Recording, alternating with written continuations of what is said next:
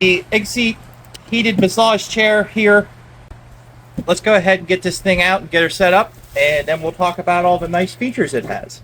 It's fairly heavy, so make sure that you have somebody to help you with it. All right, so some kind of cushion, arm. I'll go ahead and set that down. We've got a box of accessories, some even more stuff, and that is the back. All right, go ahead and get these out. Careful when opening your package. You don't want to cut your cushions and stuff. Ooh, very nice. It's got a, I like that. It's got a very nice stitching on it. High quality stuff right there. All right. So, interesting, it's got a little pocket here. I'm wondering if that's for the heated part so that it holds a battery. That's my guess. Or a remote. Put your remote behind you. That's a good idea. All right, so I'm going to go ahead and set that down. And get this plastic off. That's the bottom.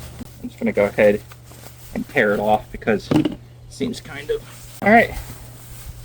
That is the seat. Again, love that stuff.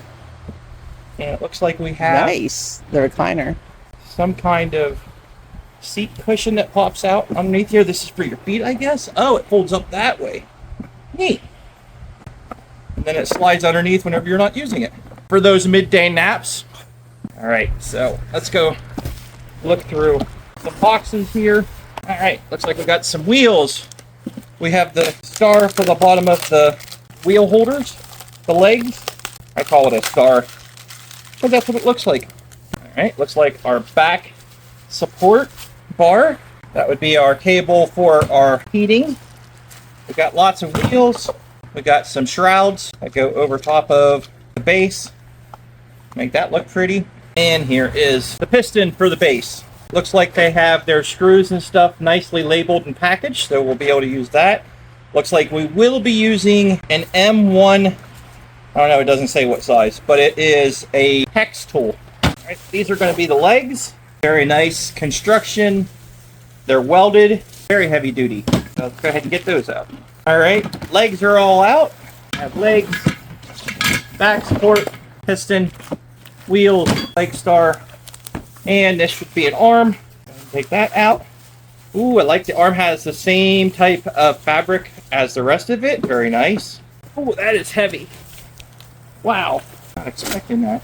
I feel like that weighs at least 10-15 pounds by itself. That would be the mechanism that does the lifting and the locking. So that's why it's so heavy. As this is the main piece of your whole chair that holds it all together. So, gotta be pretty strong. Another arm. Looks like a lumbar seat or something like that. Lumbar for your back. We'll take a look at that in a minute. Alright, so let's get to assembling. We're going to start with the star. Insert each leg piece. And second here, my nice little tool set I got. And these ones are using the M620s. So I'm going to assume that this is the M. That's funny. Is this a 5? 1, 2, 3, 4, 5. Yes, that makes sense. All right. So these basically just go over top of that. Oh, that's nice.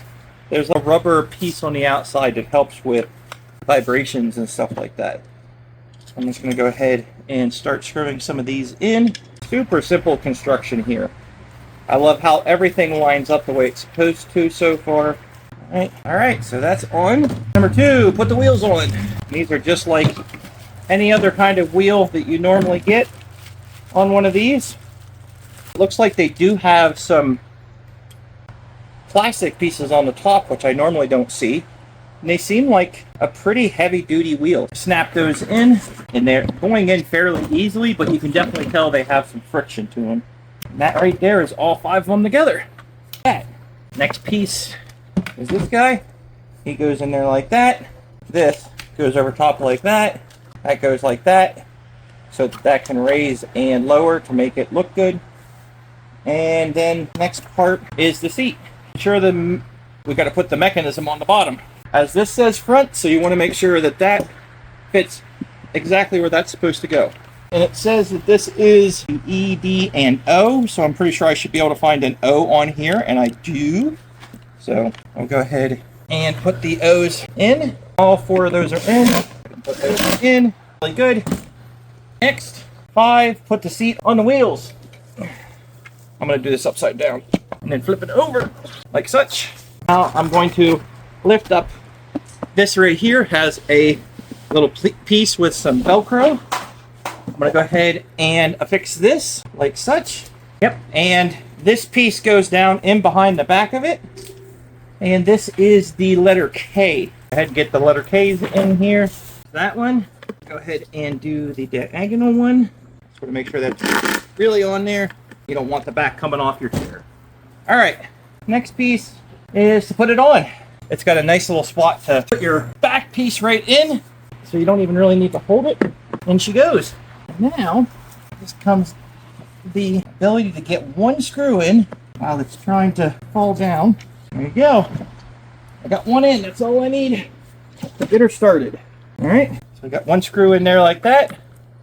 And now I should be able to put the rest of them in fairly easily. Always good to make sure you hand start them, or you might cross thread them. All right, so there you go. That's on there. Oh, it looks like the heat is built directly into the chair. It's not something that's like external power. All right, next piece is the arms. Looks like they are J. J is these guys. J. And these have nice little metal pieces that just hold the arms on. Right, you set it. Just 2 bolts, and the whole arm is on, like that. All right, next one is on. Then you have the little plastic pieces that go over top of your holes in the arm. And that is the letter L. They just look like little plastic caps that just go in and make the arm look that much better. Like that. All right. And then this guy, go ahead and put this away. Done with him. And they also do give you a bunch of extra parts if you lose stuff, which is awesome. And then this guy just goes around the bottom, just to give you a little bit more cushion if you need it. So I got it inside, got rid of my other chair I had, and there's 2 levers underneath here. One that allows you to lean back like this, and then you can lock it into a specific spot. And I have the kneading going on right now. I have it plugged in, and back here is our buttons. So the top has power, and then heat, and then you can cycle different types of directions of the kneaders, and it feels really good. Anyways, I'm gonna turn that off real quick. Turn that off, flip this back up, and then of course the other one is up and down like that. And this just plugs in back here. I just have a cord going around for now. I'll try to figure out something else later on, but got a lot of height to it. I like my seats pretty low. Where you actually sit seems to have a good length, and it's holding me very well. I am 350 pounds, and it's not having a problem holding me at all. Everything moves around very good. And of course, I have to show this.